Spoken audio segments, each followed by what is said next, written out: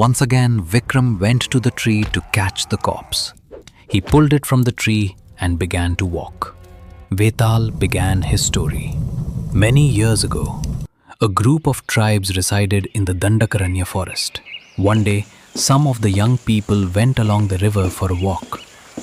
Over there, they saw a fish continuously jumping up from the water.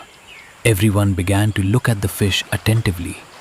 Just then, a youth said, "Can anyone aim at the fish?" Some of the youngsters said that it was an impossible task, while some others argued that it was possible. Just then, a beautiful young girl named Neelima told her friend, "Pratap, if you aim at the fish, I will marry you." Not only Pratap, there were many more young men who wanted to marry her.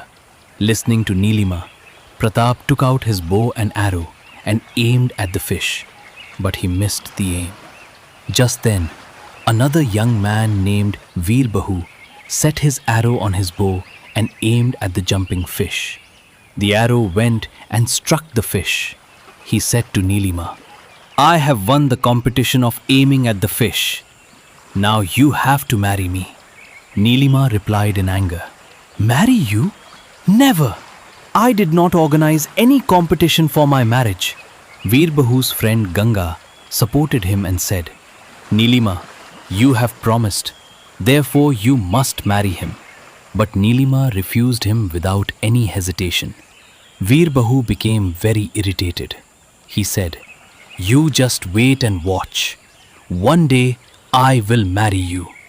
One day, Veerbahu was attacked by some honeybees. He was crying out in pain. Pratap was passing by. He helped him and said, "Try to find out whether Neelima loves you or not." Veerbahu became angry. He said, "I don't need your advice. Keep it for yourself." After some days, some girls and boys went to the deep groves in the forest for hunting. They were very happy. Just then, a lion came there. Everyone ran towards the mountain to save their lives. Neelima was left behind. As she ran, she slipped on the ground. The lion pounced at her. Just then, Veerbahu appeared and threw a big stone at the lion. He caught Neelima's hand and began to climb up the mountain. The lion followed them. Finding no other way, they jumped from the mountain. The lion also jumped after them. The lion's head struck over a huge rock and he died there. Neelima fainted in fear.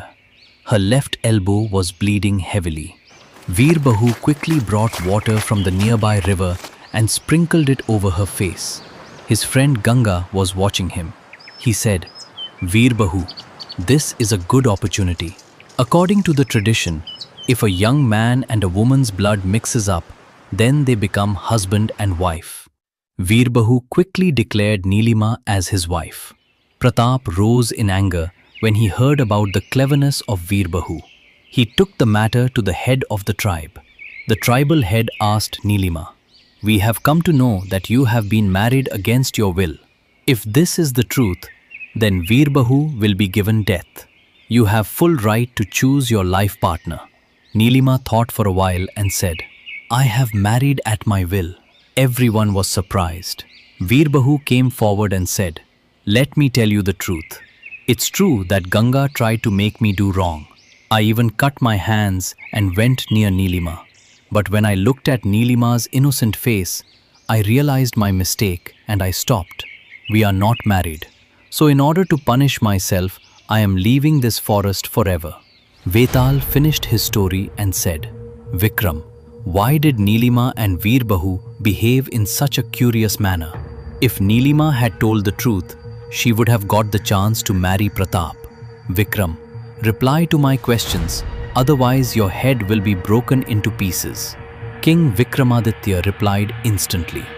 Neelima was unconscious, so she did not know the truth.